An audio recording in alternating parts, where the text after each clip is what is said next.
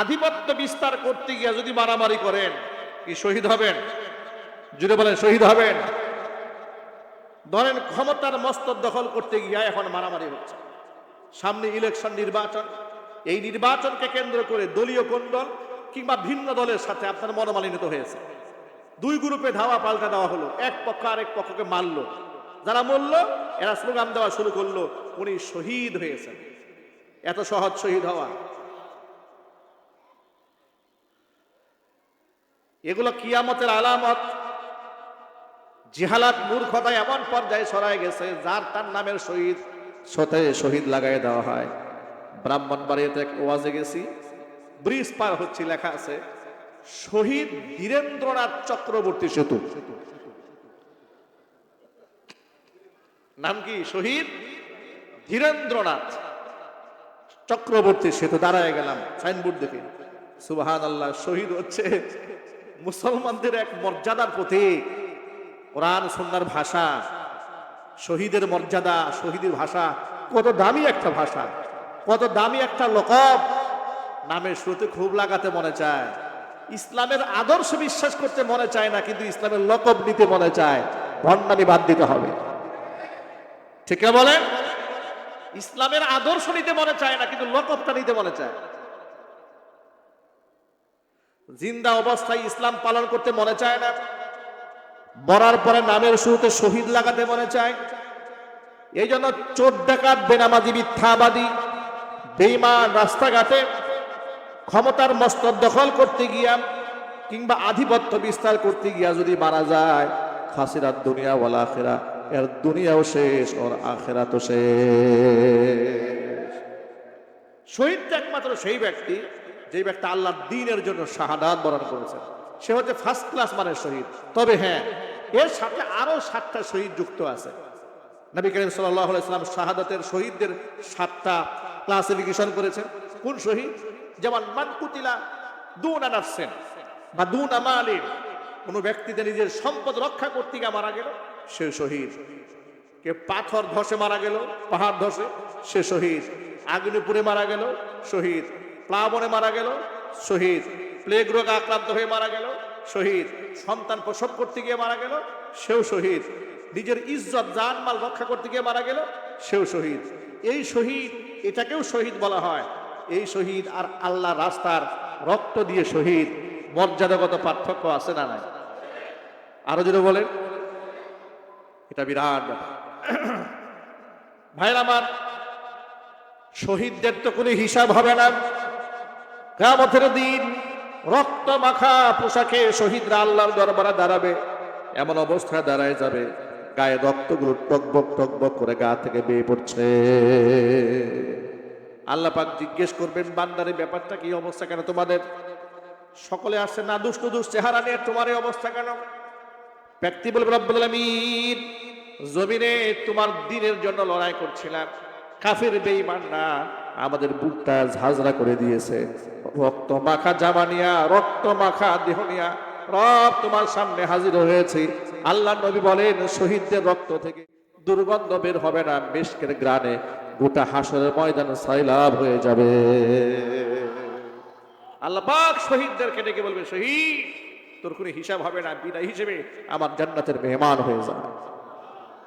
যে শহীদদের কোনো হিসাব হবে না, সেই শহীদদেরকে কবরে শোয়ানোর ক্ষেত্রে আল্লাহর নবী ক্লাসিফিকেশন করছেন, মর্যাদাগত স্তর বিন্যাস করছেন। কোরআন শরীফ ভালো কে জানতো, তাকে সামনে শোয়ানো হচ্ছে। কোরআন শরীফ একটু কম কে জানতো, তাকে পেছনে শোয়ানো হচ্ছে। এই জন্য আমি আমার ভাষায় বলি, কোরআন মর্যাদার প্রতীক। কোরআন কিসের প্রতীক? মর্যাদার প্রতীক। আমাদের কপাল কেন পুড়ছে জানেন? আমাদের কপাল এমন পুরা পুড়েছে যে আমরা একটি স্বাধীন সার্বভৌম রাষ্ট্রের মধ্যে বসবাস করি।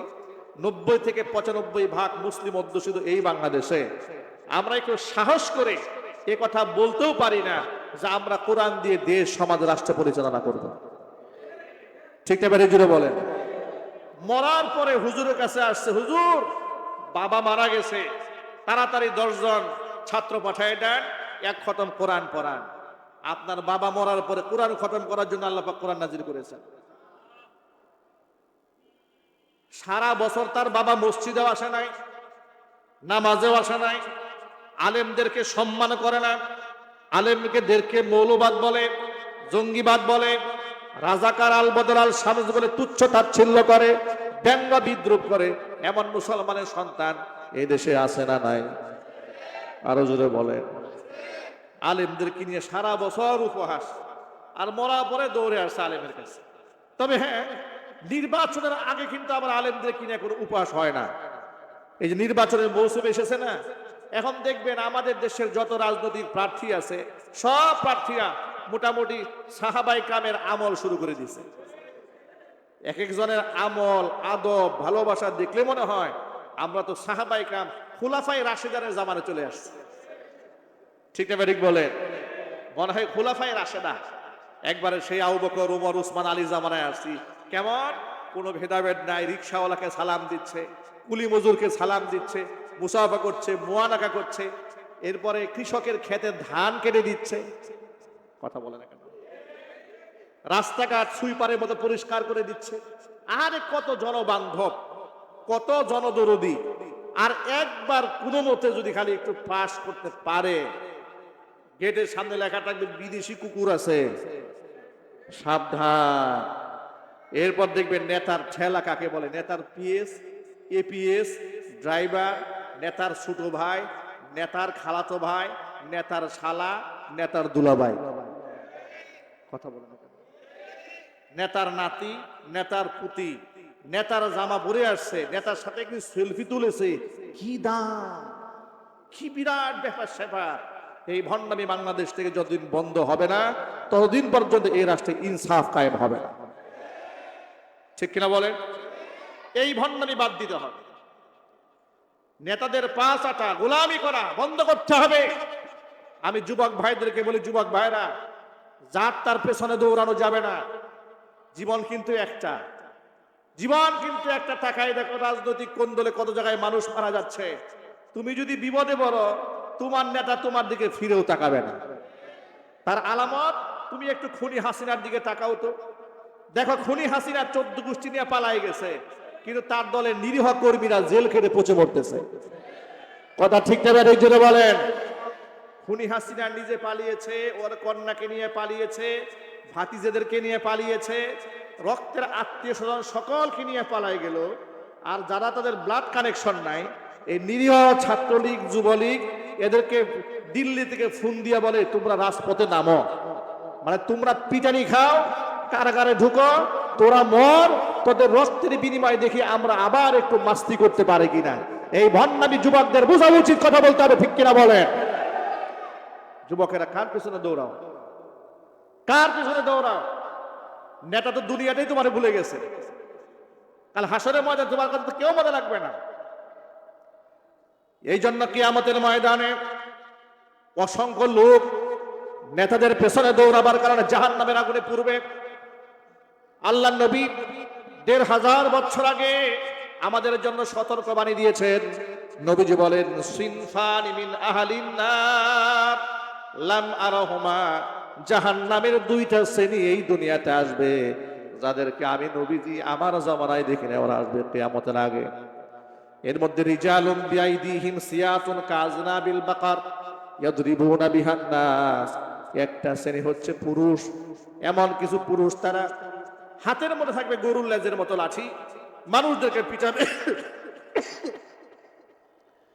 মুহাদ্দিসিনে কেরামরা ব্যাখ্যা করে লিখেছেন, হাদিসের ব্যাখ্যা হলো কিয়ামতের আগে দুনিয়াতে স্বৈরা শাসক সৃষ্টি হবে। এমন স্বৈরা শাসক যারা অন্যায়ভাবে মানুষদেরকে পিটাবে, হত্যা করবে, খুন করবে, গুম করবে। এরকম শাসক আমাদের দেশে ছিল না? আরো জোরে বলেন, আছে না নাই? শাসক একটা বিদায় হয়েছে, এখনো যারা নেতৃত্বে আছে তারা মনে হয় একেবারে মোটামুটি সাহাবাই কামের রাজত্ব কায়েম করছে নাকি? আহারে, ইনসাফ তো কায়েম হয় নাই বাংলাদেশে, ইনসাফ কায়েম হয় নাই।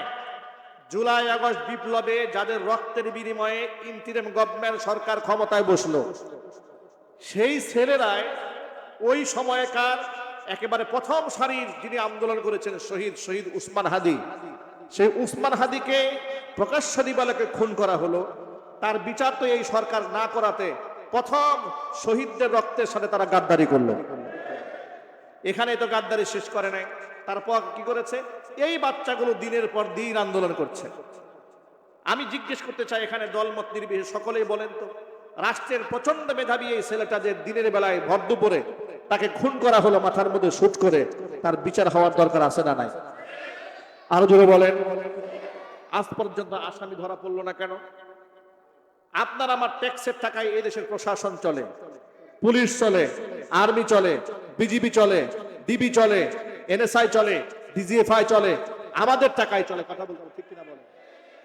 তা আমাদেরকে খুন করলো, আসামি ধরা পড়ে না কেন? গোয়েন্দা বিভাগের কাজটা কি? প্রশাসনের কাজটা কি? প্রকাশ্য দিবালকে দিনের বেলায় একটা মানুষ আউট হয়ে যাবে, রাষ্ট্র খুঁজে পাবে না। এটা স্বাধীন রাষ্ট্র, এটার নাম দেশ। আজকে শুক্রবার দিন ইনকিলাব মঞ্চের মুখপাত্র জাবের, ওসমান হাদির বন্ধু এবং তাদের সহকর্মীরা মিলে রাস্তায় আন্দোলন করেছে। পুলিশ প্রশাসনকে পিটিয়েছে, পিটিয়ে এদেরকে রক্তাক্ত করেছে, ছত্রভঙ্গ করে দিয়েছে। আমার প্রশ্ন হচ্ছে, তারা তো অন্য কিছু দাবি করে নাই, তারা শুধু একটাই দাবি করেছে যে হাদি হত্যার বিচার চায়। আপনারা বিচারটাও করবেন না, বিচার চাইলে আপনারা তাদেরকে উল্টা পিটাবেন। এর দ্বারা তো প্রমাণ হয় এই হত্যাকাণ্ডের সাথে আপনাদের জড়িত থাকার ঘ্রাণ পাওয়া যায়। কথা ঠিক না বের জুড়ে বলেন? তারা তো চেয়েছে জাতিসংঘের মাধ্যমে একটা নিরপেক্ষ তদন্ত। আপনারা তদন্তের মধ্যে ভয় পাচ্ছেন কেন? ওসমান হাদির খুনিদেরকে ধরার ক্ষেত্রে এটা সঠিক তদন্ত হবে, সেই তদন্তের প্রতি আপনাদের এত ভয় কেন? আপনাদের ভয় এবং যারা বিচার চায় তাদের প্রতি আপনার আক্রোশ দেখেতে মনে হয় ডাল মে কুচ কালা হয়। তবে মনে রাখা উচিত, ছল ছাতুরি করে অন্ততপক্ষে এই দেশে বাঁচা সম্ভব না। খুনি হাসিনা 16 বছরে এত মেকানিজম করেও টিকতে পারে নাই, আপনারাও টিকতে পারেন নাই, টিকতে পারবেন না। বিচার কিন্তু আপনাদের হবে একদিন এই মাটিতে ইনশাআল্লাহ। প্রিয় ভাইরা আমার, এসব হচ্ছে গণতন্ত্রের কুফল। গণতন্ত্র দিয়া পৃথিবীর কোনো জায়গায় শান্তি হয় নাই, হবেও না কিয়ামত পর্যন্ত। শান্তি যদি জমিনের মধ্যে কায়েম করতে চান, ইসলাম ছাড়া বিকল্প কোনো রাস্তা নাই। এই জন্য আমাদের এক কথা আমরা বলি, বাংলার জমিনে আমরা কোরআনের শাসন দেখতে চাই। আপনারা দেখতে চান? কারা কারা দেখতে চান? হাত দেখি তো ভাই। মাশাআল্লাহ, আল্লাহ কবুল করেন, জোরে করেন আমিন। এছাড়া বিকল্প কোনো রাস্তা নাই। কিসাসের আইন বাস্তবায়ন করতে হবে, হুদুদের আইন বাস্তবায়ন করতে হবে। চুরি করলে হাত কাটতে হবে, যদি কেউ খুন করে খুনের বদলায় কল্লা ফেলে দিতে হবে। ব্যভিচার করলে দুর্রা মারা হবে, বিবাহিত হলে একে কমর পর্যন্ত দাবায় এদেরকে হত্যা করা হবে। ইসলামে যেমন নসিহত আছে, ইসলামে রাষ্ট্র ঠান্ডা করার জন্য কঠোর আইনও আছে। আপনারা দেখবেন এই সমাজে কিছু লোকেরা শরঈ আইনকে খুব ভয় পায়। শরঈ আইনকে ভয় পাবে চোর, ভয় পাবে ডাকাত, ভয় পাবে খুনি, লম্পট এবং বদমাশেরা। কোন মুসলমান, কোন ইমানদার, কোন তাকওয়াবান ব্যক্তি তো শরঈ আইনে ভয় পাওয়ার কথা নয়। আপনারা শরঈ আইনকে ভয় পান। শরঈ আইন মানে আল্লাহর আইন। শরঈ আইন মানে কি? কোন মুসলমান তার অন্তরে ঈমান আছে, সে কি আল্লাহর আইনে ভয় পাবে? সে তো আল্লাহর আইনের প্রতি ঈমানে নেই, মুসলমান হয়েছে। যারা আল্লাহর আইনের প্রতি ভয় আছে, কি মুসলমান হতে পেরেছে? না, সে মুসলমান হতে পারে না, সে মুনাফেক। সে কি? মুনাফেক। এই জন্য আমি সকল ভাইদেরকে বলি, গণতান্ত্রিক সিস্টেমে আপনি একটা দেশে পরিপূর্ণ শরঈ আইন কার্যক্রম করতে পারবেন না। তাহলে তাই বলে কি আগামী নির্বাচনে হাত গুটায় বসে থাকবো? না, তাও থাকবো না। কি করতে হবে তাহলে? আমাদের এলাকার মধ্যে যে প্রার্থীরা দাঁড়িয়েছেন, আমরা তাদের মধ্যে ইমানদারকে, যোগ্যকে, নামাজিকে, পরকালের ভয় কার অন্তরে আছে, কে চান্দাবাজি করে না, টেন্ডারবাজি করে না, বাস্তারি করে না, ফুটপাত দখলবাড়ি করে না, কে সমাজের মধ্যে ত্রাস সৃষ্টি করে না, এইরকম আল্লাহওয়ালা ব্যক্তিদেরকে বেছে বেছে আমাদের লিডারশিপ আমরা দিয়ে দেব ইনশাল্লাহ। বলেন, সমাজের মধ্যে অন্ততপক্ষে সৎ নেতৃত্ব যদি আমরা আনতে পারি, আমরা আশা করি বাংলাদেশের আমূল পরিবর্তন করা সম্ভব হবে। এছাড়া শুধুমাত্র মসজিদে ওয়াজ করে এই দেশ ভালো বানানো সম্ভব হবে না। আমরা এমন একটা বাংলাদেশ দেখতে চাই যেখানে খতিব সাহেব কোরআন থেকে বয়ান করবেন নির্দ্বিধায়, নির্বিঘ্নে, নির্ভয়ে। এমন যেন না হয় খতিব সাহেব বয়ান করছে আর মসজিদের সামনে পুলিশ গাড়ি নিয়ে দাঁড়ায় আছে হুজুরকে ধরে নেওয়ার জন্য। আরো যদি বলুন দেখতে চান এরকম চিত্র খুনি হাসিনার আমলে হয় নাই? যদি বলুন হয় নাই? এই মসজিদে আমরা জুমার বয়ানরত অবস্থায় গাড়ি নিয়ে আমাদেরকে অ্যারেস্ট করার জন্য সামনে আসে নাই? ইতিহাসকে ভুলে গেছেন? এগুলো তো ওরা করেছে, ওরা মাহফিল মঞ্চ থেকে আমাদেরকে উঠাই নিয়ে গেছে। কথা বলেন ঠিক না ঠিক? ওরা আমাদের নামে মিথ্যা মামলা দিয়েছে, ওরা আমাদেরকে জেল খাটিয়েছে, ওরা আমাদেরকে রিমান্ডে নিয়েছে, ওরা আমাদেরকে পরিবার ছাড়া করেছে, এলাকা ছাড়া করেছে। শুধু আমার সাথে নয়, এমন হাজার ও হাজার আলেমের সাথে এই বিয়াদবি করার কারণে সর্বশেষ আল্লাহ পাক পৃথিবীর জমিন তাদের জন্য সংকীর্ণ করে দিয়েছেন। তাদের জন্মভূমিতে থাকার জায়গা হয় নাই। ভিক্ষুকের মতো, ইয়েতিমের মতো জিল্লতির মালা গলায় নিয়ে কাফের বেঈমানদের কুলে আশ্রয় নিতে বাধ্য হয়েছে। সুতরাং এখান থেকে বিরাট শিক্ষা রয়েছে জাতির। মনে রাখবেন, পৃথিবীর ইতিহাস বলে দুনিয়াতে কোনো জালেম কখনো কোনো কালে সফল হয় নাই, আর সফল হতে পারবেও না ইনশাআল্লাহ। বলেন ইনশাআল্লাহ। আগামীর বাংলাদেশে আলেমরা স্বাধীনভাবে দ্বীনের কথা বলুক, আপনারা চান? আরো যদি বলুন চান আলেমদের মসজিদ মাদ্রাসাগুলো আবাদ হয়ে যাক, স্বাধীন হয়ে যাক, এটা আপনারা চান? ধীরে ধীরে ধীরে ধীরে ইনশাআল্লাহ আলেমরা যদি কথা বলার ক্ষেত্রে স্বাধীন হয়, বাংলার জমিনে একদিন ধীরে ধীরে ইসলাম কায়েম হওয়ার পরিবেশ তৈরি হয়ে যাবে। বলেন ইনশাআল্লাহ। ইসলামের সৌন্দর্য তো আলেমদের বয়ানের মাধ্যমে ফুটে উঠবে। আলেম ওলামারা এমন একটা সমাজ ব্যবস্থার কথা বলেন যেখানে খেলাফত দ্বারা, খেলাফায়ে রাশেদার আমলে খলিফারা যেভাবে সমাজ পরিচালনা করেছেন, সমাজের বিচারকরা ঠিক সেইভাবে রাষ্ট্র পরিচালনা করবেন। ছোট্ট একটা এক্সাম্পল দেই, দেখেন গণতন্ত্র এই সমাজকে কি দেয় আর খেলাফত কি দেয়। আপনার ছোট্ট একটা এক্সাম্পল দিই। গণতান্ত্রিক সিস্টেমটা হলো, যদি কেউ অন্যায় করে আর সেই অন্যায়কারী যদি প্রভাবশালী হয়, তাহলে তার বিচার হবে না। এর নাম গণতন্ত্র। কথা বলে না কেন? আপনারা বলবেন হুজুর এটা কেমন কথা? জি, এটাই বাস্তব কথা। ফর এক্সাম্পল, সারা পৃথিবীর এই যে গণতন্ত্রের বুলি যারা বিশ্বব্যাপী ক্যাম্পেইন করে, ইউরোপ, আমেরিকা, পশ্চিমারা, ডোনাল্ড ট্রাম্প, ঠিক কিনা জুড়ে বলেন, সারা দুনিয়ার মধ্যে জাতিসংঘের মাধ্যমে, মানবাধিকার সংস্থার মাধ্যমে, এরা নারী অধিকার সংস্থার মাধ্যমে গোটা দুনিয়াব্যাপী মানবাধিকার, নারী অধিকার, শিশুর অধিকার, শ্রমিকের অধিকার, মানে যত প্রকারের অধিকারের ঠিকাদারি সব তারা নিয়ে নিয়েছে। সারা দুনিয়ার মধ্যে ওরা ক্যাম্পেইন করে আর মাতবরি করে, আর বুঝায় যে তারা যে কি পরিমাণ নারী বান্ধব, এরা গোটা বিশ্বব্যাপী তারা প্রচার করে বেড়ায়।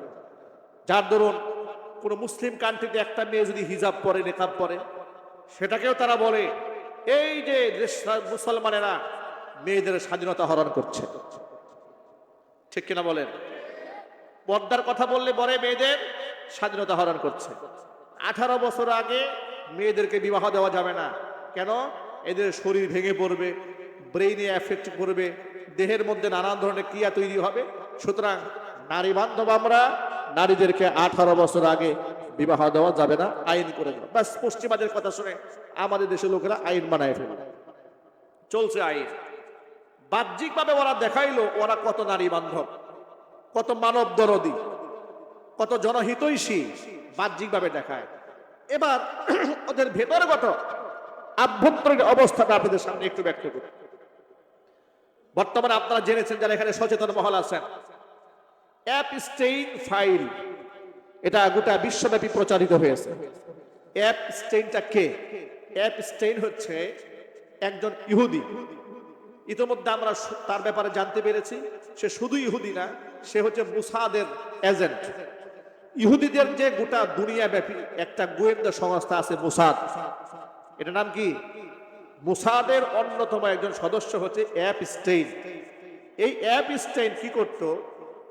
আমেরিকাতে একটা দ্বীপ আছে, অ্যাপস্টেইন দ্বীপ, তার নিজের নামে, নিজের খরিদ করা জমিন, সেখানে সুরম্য অট্টালিকা বানিয়ে, রিসোর্ট বানিয়ে পৃথিবীর বড় বড় রাঘব বোয়াল যারা, যেমন president Bill Clinton, Barack Obama, Donald Trump, এরপরে আপনার স্টিফেন হকিং, বিরাট বড় বিজ্ঞানী ছিল, মরে গেছে কয়েকদিন আগে শয়তানটা।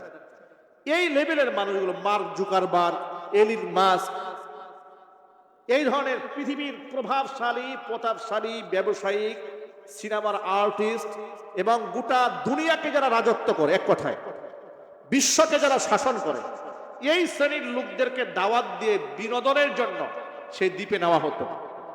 আর বিনোদন দেওয়ার জন্য তাদের জন্য উপস্থিত করা হতো 3 বছর বয়স থেকে 9 বছরের শিশু কন্যা, যারা গোটা দুনিয়াব্যাপী নারী অধিকারের নামে ক্যাম্পেইন চালায় নারী বান্ধব বলে। তাদের আপ্যায়নের ব্যবস্থা হয় 3 বছর থেকে 9 বছরের কন্যা শিশু। এই 3 থেকে 9 বছর পর্যন্ত বাচ্চাদেরকে এরা গণধর্ষণ করে। এক পর্যায়ে এই বাচ্চাদের চিৎকার চেঁচামেচি সহ্য করতে না পারলে যখন ওরা চিৎকার করে, তখন জীবন্ত বাচ্চাগুলোকে কাঁচি দিয়ে কাটে, রক্তাক্ত করে। এরা যেহেতু মিলিয়নার ট্রিলিয়নার, টাকার কোনো অভাব নাই। আমার আপনার শখ যেমন একজন আলেমের টাকা হলে মসজিদ বানায়, মাদ্রাসা বানায়, একজন মুসলমানের সম্পদ হলে মার্কেট বানায়, ইন্ডাস্ট্রি বানায়, ফ্যাক্টরি বানায়। এদের তো টাকার কোনো অভাব নাই, অজস্র টাকা, একটা দেশ কেনার মতো টাকা ওদের হাতে আছে। পৃথিবীতে ওরা যা বলে সেটাই গণতন্ত্রের নামে চালিয়ে দেয়।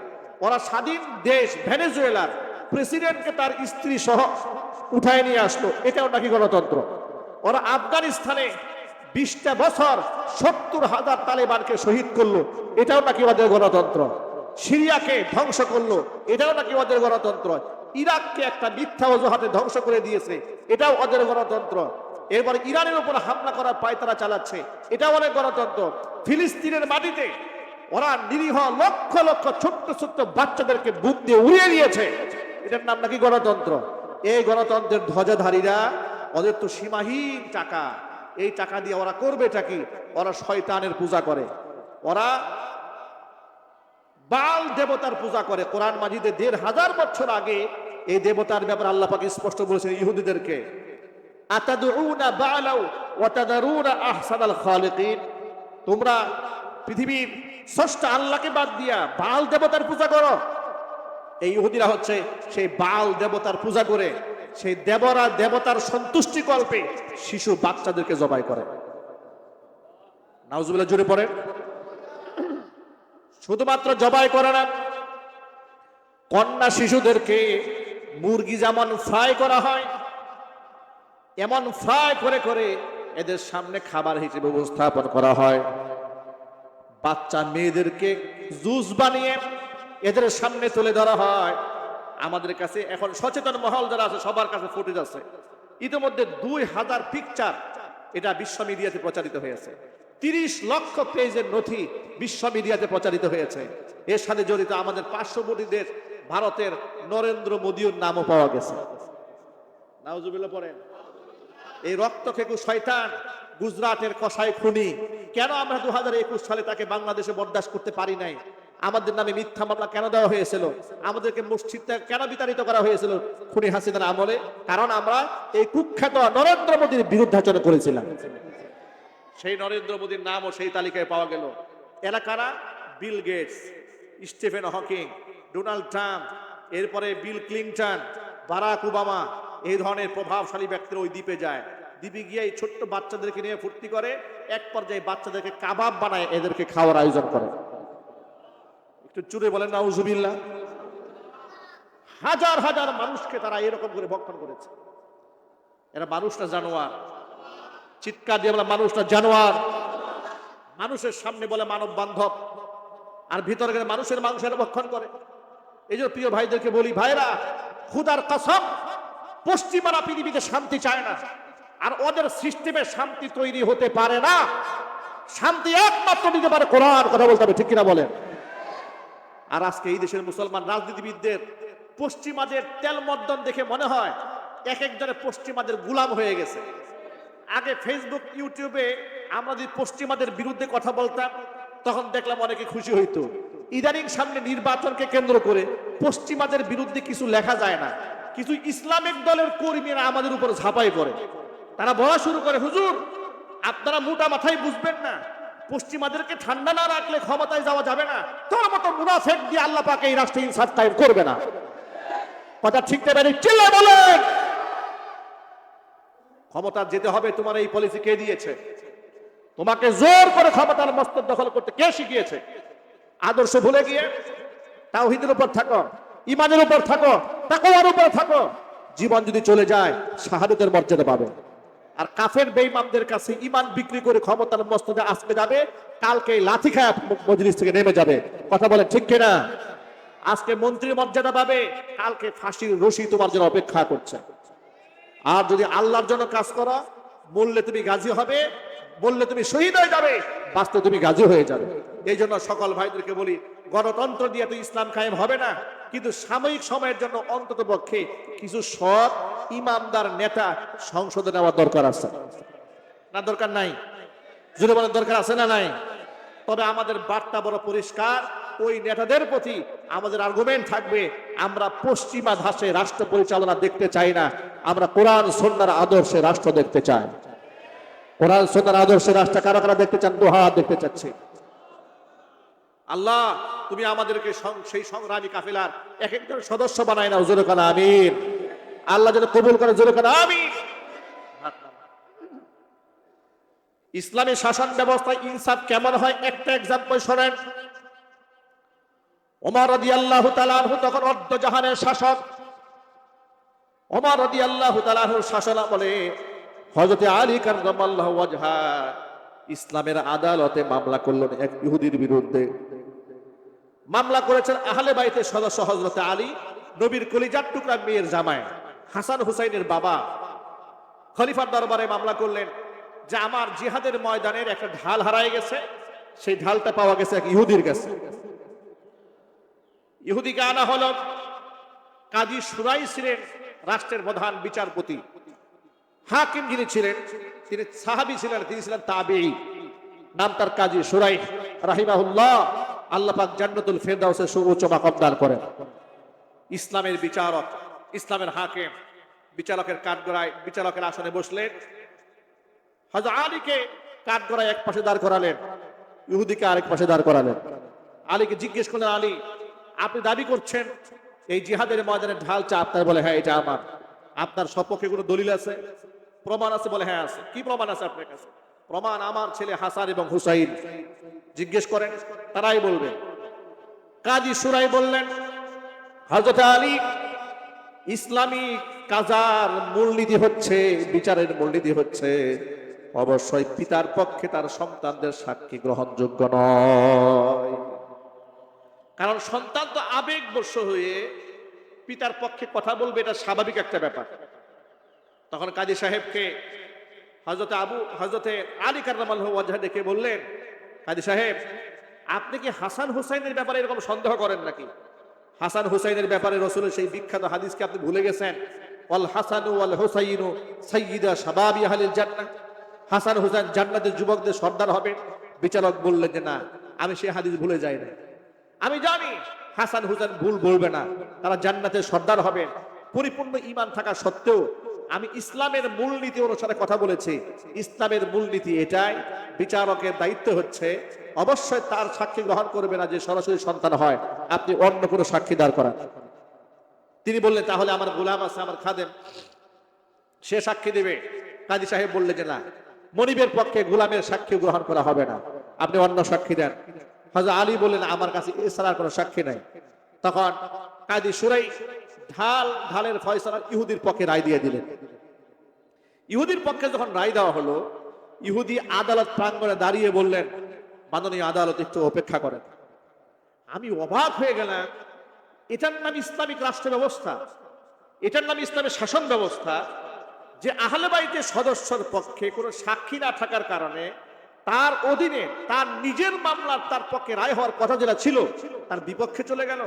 আমি ইহুদি অমুসলিম, আমার পক্ষে রায় চলে এসেছে। এর যে ইনসাফ ভিত্তিক শাসন ব্যবস্থা পৃথিবীতে কেউ দিতে পারবে না। আর এটা যে একমাত্র হক ধর্ম, এতে কোনো সন্দেহ নাই। কাজী সাহেব আমি আপনার সামনে স্বীকারোক্তি প্রদান করছি, এই ঢালের মালিক আমি নই, এই ঢালের মালিক হযরত আলী। তুমি শুধু ঢাল ফিরাই দিলেন না, উপস্থিত সমস্ত মুসলমানদের সামনে কালিমার ঘোষণা দিয়ে মুসলমান হয়ে গেল। ইসলামের বিচার ব্যবস্থা এইরকম স্বচ্ছ। আর আমাদের দেশের পশ্চিমারা বানিয়ে দিয়ে ব্রিটিশদের বানানো এমন একটা মেকানিজম তৈরি করা হয়েছে, আপনি খুন করবেন, খুনের মামলা হবে, মামলা হওয়ার পরে এটা আদালতে উঠবে, এরপরে জেরা শুনতে শুনতে শুনতে শুনতে মোটামুটি 10-12 বছর যাবে। এরপরে একটা রায় আসবে, রায়ের উপর আবার অ্যাপিল হবে, অ্যাপিল ডিভিশনের পরে কিছু ঘুষ লেনদেন হবে। যদি শক্তিশালী হন 14 গোষ্ঠী সহ ফাইল সহ আসামি সব গায়েব হয়ে যাবে। কথা ঠিক না ভাই? ঠিক। আর যদি দুর্বল হন তাহলে ফাঁসি হয়ে যেতে পারে। প্রকাশ্য দিবালোকে খুন করা হয়েছে মেজর সিনহাকে, ওসি প্রদীপ এবং লিয়াকত। ফাঁসি রায় এদের হয়ে গেছে, আজও পর্যন্ত এদেরকে ফাঁসি দেওয়া হচ্ছে না। অদৃশ্য কি একটা শক্তি এদের ফাঁসি আটকায় রাখছে। এর নাম গণতন্ত্রের আইন। আর এই আইনের বিরুদ্ধে কথা বললে আমরা হয়ে যাব রাষ্ট্রদ্রোহের মামলার আসামি। আমরা বলতে চাই আইনকে আমরা শ্রদ্ধা করি, কিন্তু আইনের অবব্যাখ্যা করে যারা খুনিদেরকে বাঁচায় রাখে, খোদার কসম আমরা সে আইনের প্রতি থুতু নিক্ষেপ করি। কথা ঠিক না ঠিক জোরে বলেন। এই জন্য বলি এগুলা দিয়ে শান্তি হবে না। শহীদ উসমান হাদির বিচার তো আপনারা চান, এর বিচারও আপনারা বাংলার জমিনে পাবেন না এই মাটিতে। আপনি নামে আজকে পিটায় খেয়ে ঘরে ফিরে আসবেন আপনারা, ঠিক না? ঠিক। বন্ধুগণ আমার, এই জন্য আমরা চাই কোরআন সুন্নাহ দিয়ে দেশ সমাজ রাষ্ট্র পরিচালনা হোক। আল্লাহ পাক যেন আমাদের কবুল করেন, জোরে বলেন আমিন। প্রিয় ভাইয়েরা আমার, সমাজের মধ্যে খুন খারাপি বেড়েছে, ধর্ষণ বেড়েছে। ইসলামের শাসন ব্যবস্থা যদি গ্রহণ করা হতো, সমাজের মধ্যে আমার আপনার মেয়েরা নিরাপদ হয়ে যেত। এখন না আপনার মেয়ে নিরাপদ, না আমাদের মেয়েরা নিরাপদ আছে, না আমাদের স্ত্রীরা নিরাপদ আছে, কেউ নিরাপদ না। লম্পট বদমাশটা ধর্ষণ করে, এদের কয়েকদিন মামলা হয়ে যায়, কয়েকদিন জেল খাটে, আস্তে করে বের হয়ে যায়। আজ পর্যন্ত শুনলাম না কোনো ধর্ষকের ফাঁসি হয়েছে। শুনছেন আপনারা? কোনো নাস্তিকের ফাঁসি হয়েছে শুনেছেন? হবে না। এটাই হচ্ছে মেকানিজম, এটাই হচ্ছে সিস্টেম। সারা জীবন ভর আপনারা এগুলার তোয়াক্কা করতে হবে, এগুলার তোষামদি করতে হবে, এগুলার পা চালা গোলামি করে যেতে হবে। আমরা আল্লাহর গোলামি করতে চাই, আমরা মানুষের তৈরি আইনের গোলামি করতে চাই না। আল্লাহর গোলামি যদি করতে চায় তাহলে অবশ্যই সৎ মানুষকে সংসদে পাঠাবেন। বৃহত্তর বিরাট অংশটা একদিন কোরআনের পক্ষে আওয়াজ তুলবে, জনগণের মধ্যে সচেতনতা তৈরি হবে। একদিন জনগণ বলবে তন্ত্রমন্ত্রের মুখে লাথি মারো, কোরআন সুন্নাহর বাংলাদেশ গড়ো। আল্লাহ রাব্বুল আলামিন সেই পর্যন্ত আমাদের সকলকে মজবুত ভাবে ঈমানকে ধরে রাখার তৌফিক দান করেন। সকলে একটু জোরে আওয়াজে বলেন আল্লাহুম্মা আমিন। আর কোরআন হচ্ছে মর্যাদার প্রতীক। আজকে এই মাহফিল থেকে আমরা একটা নিয়ত করব। সেই নিয়তটা কি?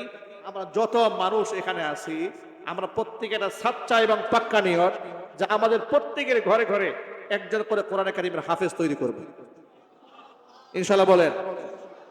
একজন করে আলেম তৈরি করবো, আলেমে দিন, দাঈর আল্লাহ। ওরা তো দাড়ি টুপি সহ্য করতে পারে না, ওরা তো আমাদেরকে মৌলবাদ বলে গালি দেয়, আলেমদেরকে মৌলবাদ বলে গালি দেয়।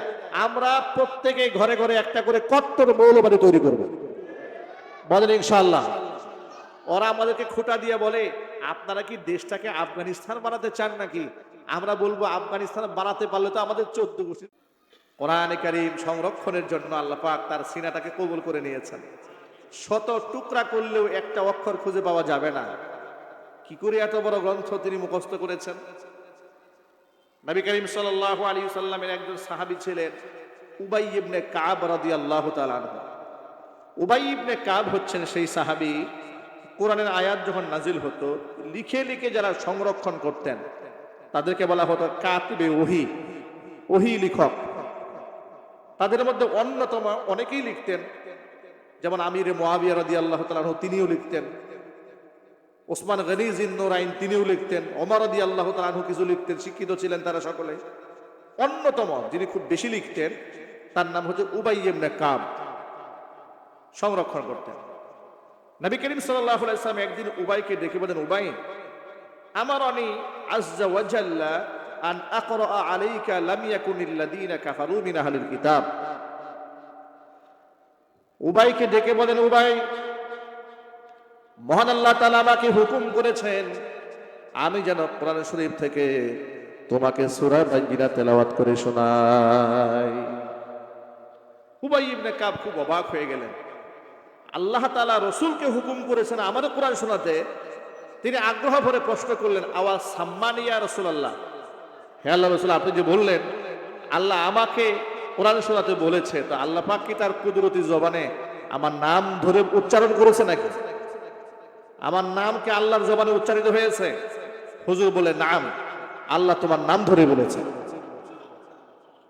তিনি আবেগ আপ্লুত হলেন, সিজদায় পড়ে রবের শুকরিয়া আদায় করলেন। কেন? রবির জবানে উবাই ইবনে কাবের নাম উচ্চারিত হয়েছে, এটা একমাত্র আল্লাহর কোরআনের কারণে উচ্চারিত হয়েছে। এই জন্য আমি সব জায়গায় বলি, কোরআন হচ্ছে মর্যাদার প্রতীক, সম্মানের প্রতীক। এটা কোরআনের সাথে লেগে থাকা অল্প দামের 20 টাকা, 30 টাকা, 50 টাকা গজের একটা কাপড় এত মূল্যায়িত হয় যে আপনার অজান্তে যদি পা লাগে, বিবেক বলে বেয়াদবি হয়ে গেছে, চুমা খান। পক্ষান্তরে 1000 টাকা দামের পর্দার মধ্যে লাথি লাগলেও আপনি চুমা দেন না। ঠিক না? ঠিক জোরে বলেন।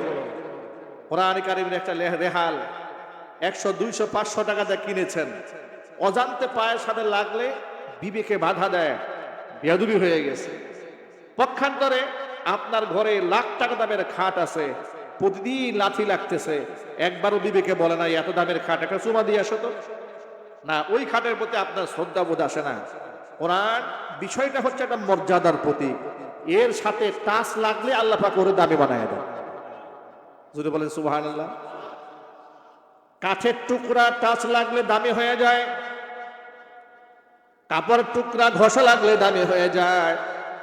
যার উপরে নাজিল হয়েছে তিনি দামি হয়েছেন, যে রাতে নাজিল হয়েছে রাতের দাম বেড়ে গেছে, যে মাসে নাজিল হয়েছে মহান আল্লাহ পাক সারা বছরের মধ্যে সেই মাসটারে দামি বানিয়ে দিয়েছে। যেই সন্তান কোরআনে কারিমের হামিল হবে, ধারক এবং বাহক হবে, আল্লাহ পাক তার মর্যাদা বাড়িয়ে দেবেন।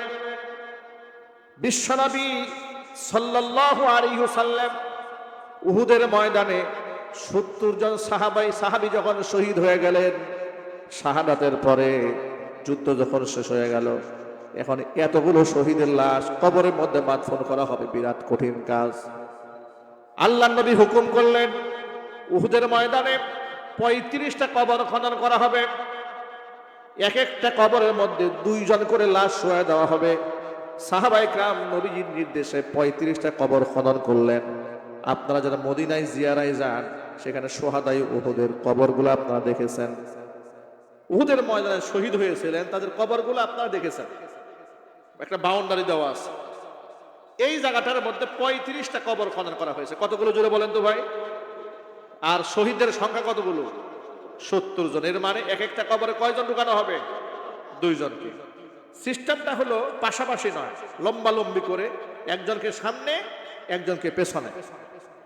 এখন যাকে সামনে শোয়ানো হচ্ছে তিনি তো মর্যাদা পাচ্ছে, যাকে পেছনে শোয়ানো হচ্ছে তিনি তো একজনের পায়ের কাছে শুতেছেন।